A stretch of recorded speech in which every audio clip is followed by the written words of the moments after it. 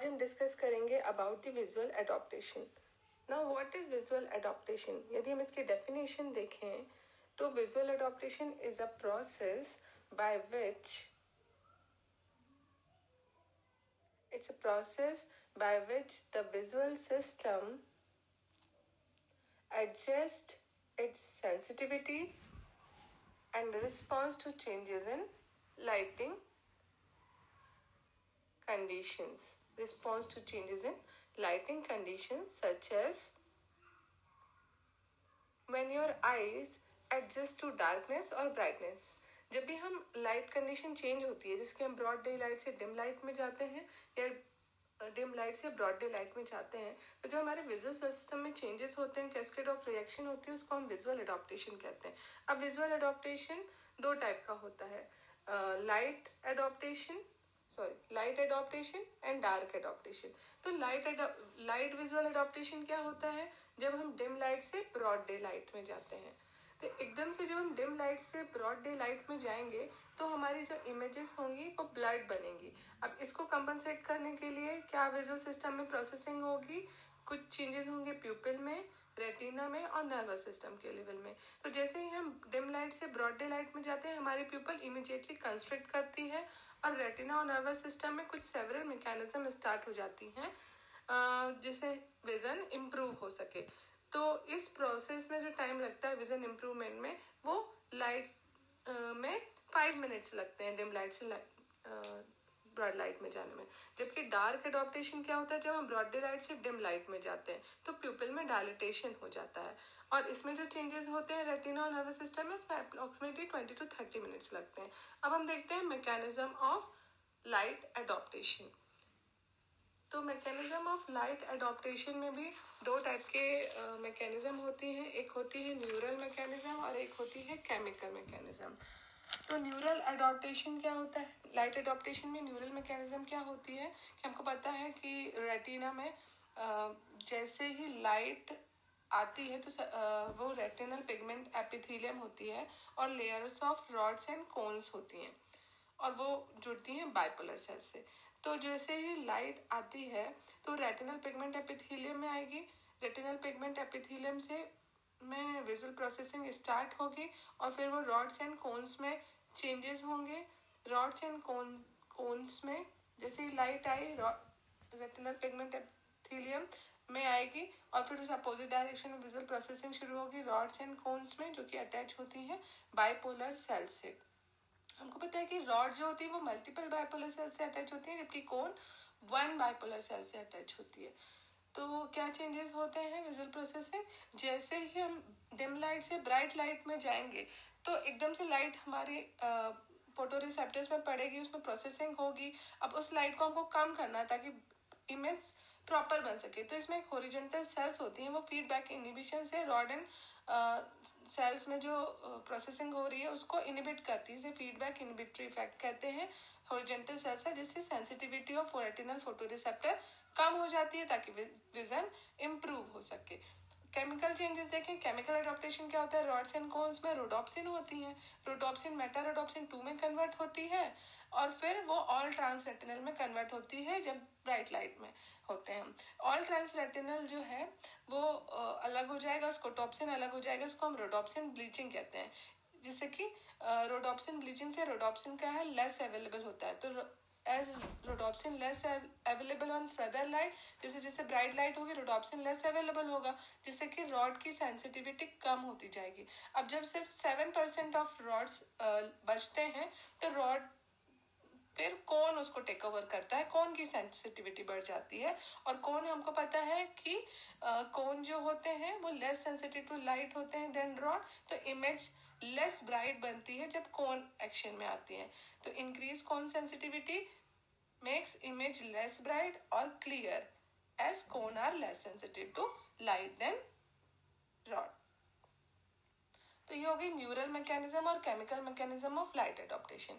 अब जैसे कि लाइट इंटेंसिटी इंक्रीज हो रही थी तो सेंसिटिविटी फोटो रिसेप्टर की कम हो रही है।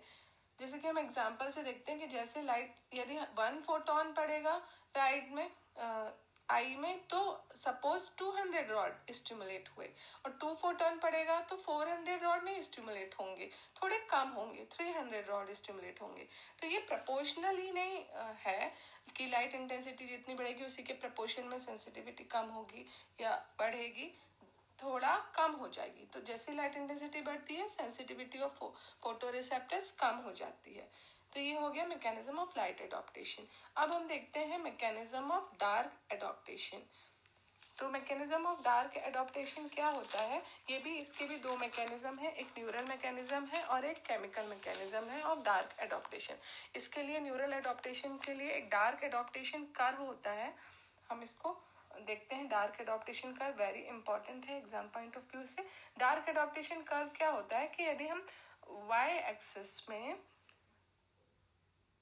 और एक्स एक्सिस, वाई एक्सिस में हम इंटेंसिटी ऑफ लाइट को डिनोट करते हैं और एक्स एक्सिस में हम टाइम को डिनोट करते हैं, टाइम इन डार्क। तो क्या क्या चेंजेस होते हैं, तो इंटेंसिटी ऑफ लाइट यहाँ हाई और लो इंटेंसिटी ऑफ लाइट है।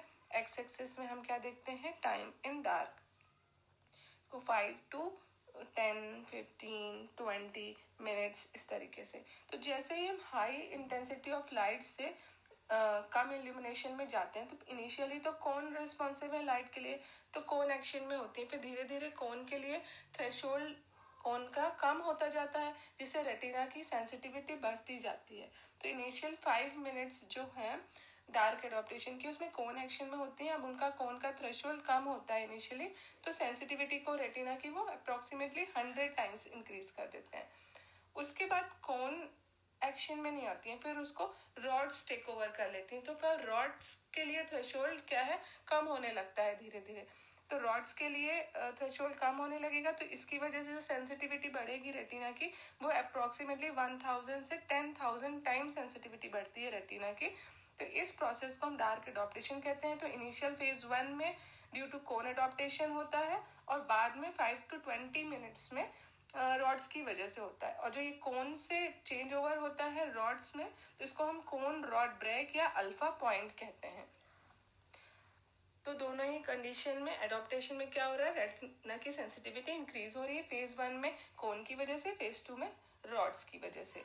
अब केमिकल चेंजेस में क्या होता है, हमने देखा कि रोडोप्सिन क्या है, ऑल ट्रांस रेटिनल में कन्वर्ट हो रहा था, अब वापस ऑल ट्रांस रेटिनल को कन्वर्ट होना पड़ेगा 11 सिस रेटिनल में ताकि रोडोप्सिन का रीजनरेशन हो, ये केमिकल मैकेनिज्म है। तो जो ऑल ट्रांस रेटिनल होता है वो स्टोर्ड हो जाता है एज विटामिन ए, फिर वो रीजनरेशन में वापस 11 सिस रेटिनल में कन्वर्ट होगा और विस्कोटॉप्सिन के साथ मिलकर रोडोप्सिन का रीजनरेशन करेगा। इस प्रोसेस को हम कहेंगे केमिकल एडॉप्टेशन।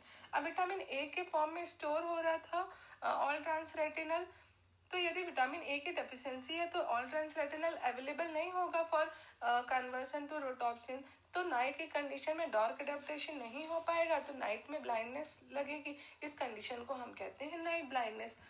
तो जब हम आई में देखते हैं फंडस एग्जामिन, तो फंडस में हमको ऑप्टिक डिस्क मिलती है, ये जो रेटिना का पार्ट होता है सेंटर वाला मैक्यूला का फोबिया, उसमें मैक्सिमम कौन होती है, तो उसकी सेंसिटिविटी लाइट के लिए मैक्सिमम होती है।